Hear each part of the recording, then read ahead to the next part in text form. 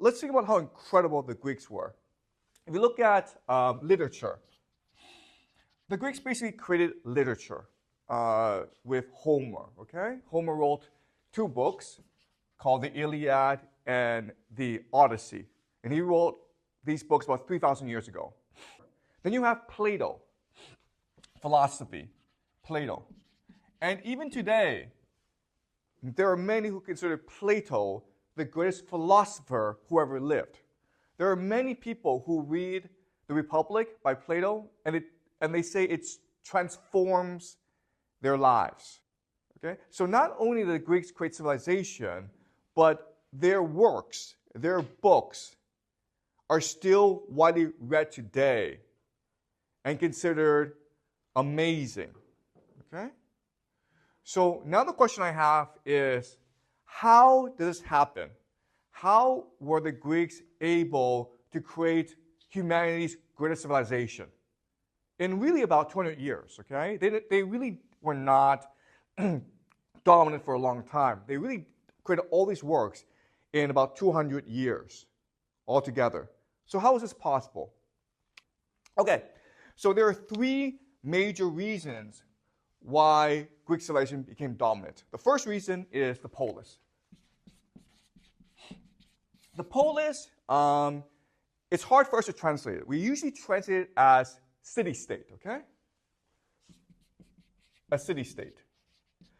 And this is where we get the word politics. But really, what it means is community, okay? Community. And the idea of the polis is a community of people who discuss politics together, how to best run the town, okay? And because of this chaos, there were thousands of policies around Greece of about 1,000 people each, okay? So it's a very small community. And this became the main political structure of Greek society, okay? So the polis is one factor. Second factor that happened is the alphabet. So after the Greeks became illiterate, they had to relearn literacy, okay? They had to relearn how to read and write. In the process, they adopted a new writing system called the alphabet, okay? Which forever transformed their society. And the last thing is Homer. Homer was a poet who introduced to the Greeks a new way of imagining the world, okay? So these are the 3 major factors that led to the rise of Greek civilization. And if you look at each factor, okay, so the polis was a political revolution. It's forever transformed society, okay? The alphabet was a language revolution. It forever transformed the way people communicated with each other. And Homer was really an intellectual revolution. It forever transformed how Greeks saw and imagined the world around them. Okay? So let's go over each of these revolutions one by one, okay? So the polis. There were 3 things about the polis that allowed for innovation and creativity in Greece, okay? The first thing about the polis was competition, okay? These polises were all spread out, and they were all competing against each other for resources. They were constantly at war with each other, and that allowed for massive innovation, okay? And again, remember, there's no centralized authority now. That's the first thing. Second thing is diversity. So if you look at a map of Greece, Greece has very diverse geography, okay? It has farmland, it has mountains, it has plains, it has coastal land, okay? And depending on where you were geographically in Greece, you develop a different economy and culture and society based on the geography, okay? Does that make sense? And so you had a lot of diversity. And the last factor was the idea of democracy. Okay? So Greek civilization introduced the idea of democracy, or the modern sense of democracy, to us. And the reason why is, at this time, Greece was very poor. Okay? If you're very poor, you need everyone to participate and work hard, especially in battles against other polises. So the rule was, you can be rich or poor, but if you fought for us, you had the right to speak. Okay? You could be the leader of this polis, and you have the right to speak, but if you could be the poorest person in this polis, and you still had the right to speak, because everyone had a responsibility to defend the polis. Okay? So this introduced the idea of democracy. And what this meant was that everyone basically had to participate politically. So you could be a farmer, but you still have to think about the political life. And you still had a responsibility to speak up in front of your peers, okay? And this is where we get the idea of polis from. And this was a major driver of innovation in Greece. Okay, so does this make sense, guys? The polis. Any questions so far? Before I move on. Okay, so one of the major innovations of a polis was the introduction of the alphabet into Greek society. Okay, so let me explain the development of writing systems over time. So writing was first developed in Europe, in Western society, in Egypt and in Samaria. And they did so to solve an economic problem. Okay? So these societies were very wealthy, and they needed people, farmers, to help them build roads and build irrigation networks and build temples. Okay? To do so, I need to pay these workers, right? So writing system became a contract. All right, a contract. So basically, the writing system at first was a pictograph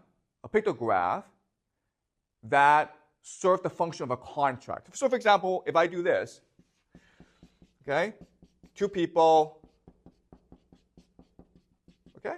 So what this is saying is, if you work for me, I promise to give two people 2 bushels of wheat, okay?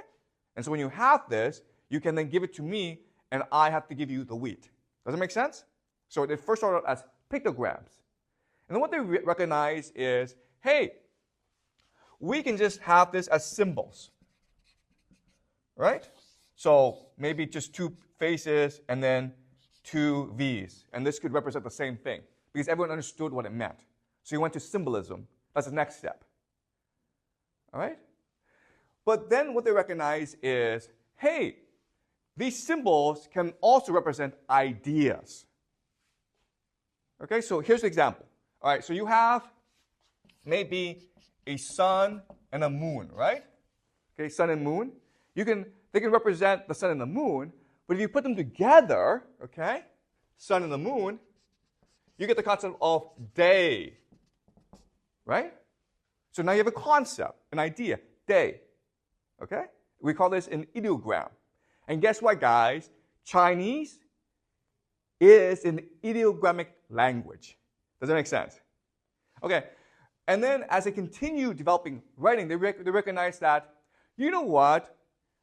It would be a lot easier for us to communicate if these ideograms represented syllables and sounds instead. Okay? So rather than representing ideas, let's get them to represent sounds. So for example, this is sun, right? And this is moon. Well, now, if we do this, it becomes moon, sun, right? Which is the English word for monsoon, which means storm. Okay? So now, this tells us to read it as monsoon. Okay? And then the final recognition is, guess what?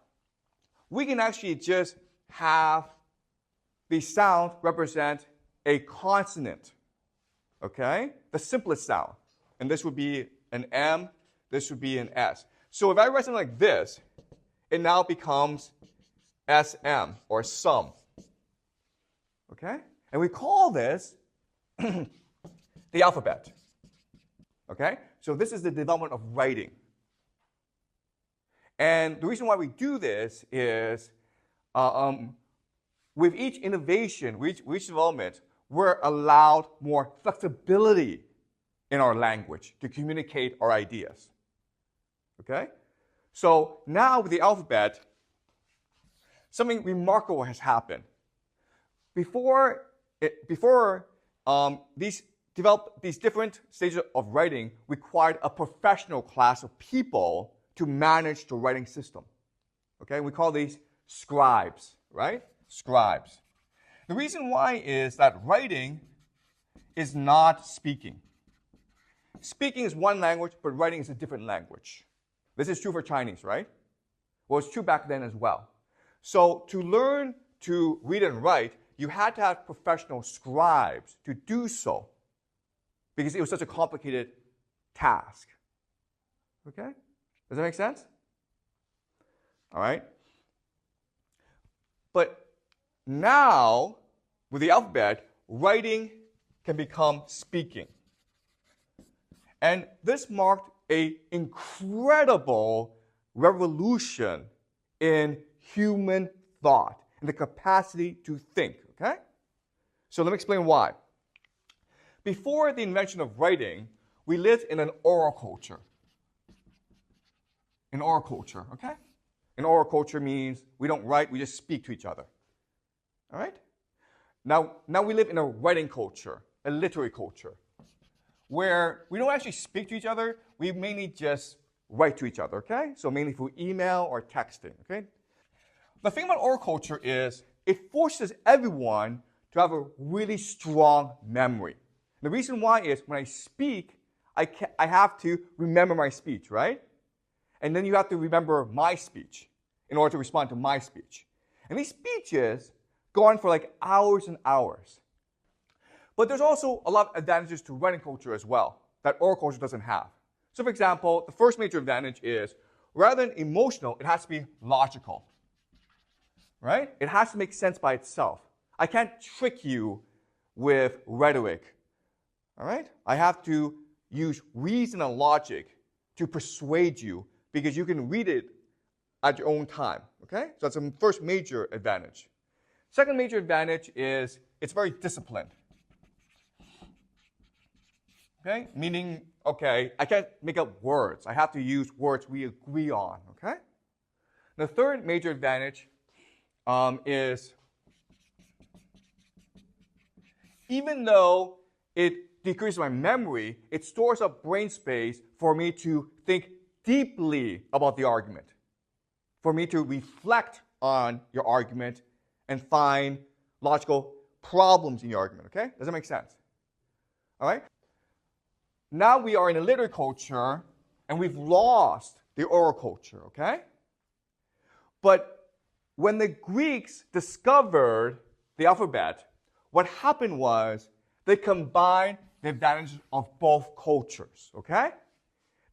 Most of the time, they were speaking, they were living in oral culture, but they also had the opportunity to write down their thoughts, which allowed them the advantages of the literary culture, to have a more disciplined, focused, logical mind. Okay? Does that make sense? And this marked an incredible revolution in the capacity for human beings to think. Okay, any questions so far? All right, now let's move on to Homer, okay? Homer. Homer is a poet. And back then, there were many poets who went around and told stories about the world, okay? Legends, mythologies. And the very best poets are usually hired by kings, okay, rich people. Because kings need poets to solve three problems, okay? Kings usually hire poets to solve three problems. The first problem is legitimate authority. What this means is you have to answer the question, if you're king, why are you king? Now, we know that most kings get power by killing a lot of people, okay? That's how they become king, by fighting wars and by winning wars. So when they become king, they need to clean up their image, okay? They need to legitimize their authority. So what they tell people is usually what? Why am I king? Why? Exactly. God chose me. And how do I prove God chose me? How do I prove that? Because there's a poet who sings a beautiful song about me. And this song can only come from divine inspiration, right? The poet is a vessel for divine messages, right? Does that make sense? Okay? So that's the first major function of poets in these societies, to legitimize authority. Second function is to create a cultural identity. So, in China, you have books like 三国演义, okay? Romans of Three Kingdoms. You have the Bible. All these literary works, their function is to create a common cultural identity, okay? It tells us what it means to be Chinese. Does that make sense? Because then you unify the people who then obey the king, who unifies them, right? That's the second function. And all these literary works were designed to serve the powers that exist at that time, okay? Does that make sense? The problem with Homer is when he was around, and we don't know actually when he was alive, maybe about 800 to 600 BC, okay? Around then. We don't actually know, okay? But there was no king. There was no one to pay him. Therefore, he could only make his living by appealing to the people around him, okay? He had to appeal to ordinary people. And so the question then is, if you're a poet, how do you get ordinary people who are poor to pay you money? Why would they want to pay you to sing songs for them? Okay? Well, there are three reasons. The first is just entertainment. Today, we listen to songs, we go to movies. Well, back then, their source of entertainment was to pay people like Homer to sing songs to them, okay? That was what they thought was fun to do. That was their source of entertainment. Second reason is education. So remember that back then Greece was poor. They didn't have schools. But because of the Polis system, they had to speak in front of their peers. So how did you learn to speak well? Well, you do so by imitating people who do speak well, who are usually poets, right? So when you listen to Homer speak and give speeches, you can imitate him and copy what he does to make your own speech in front of your peers, okay? So second reason is educational. Basically, Homer was a teacher as well as a poet, okay? Now the third reason, and what made Homer special, is what we call edification. Edification. Edification means to be a better you, to be a higher you, okay?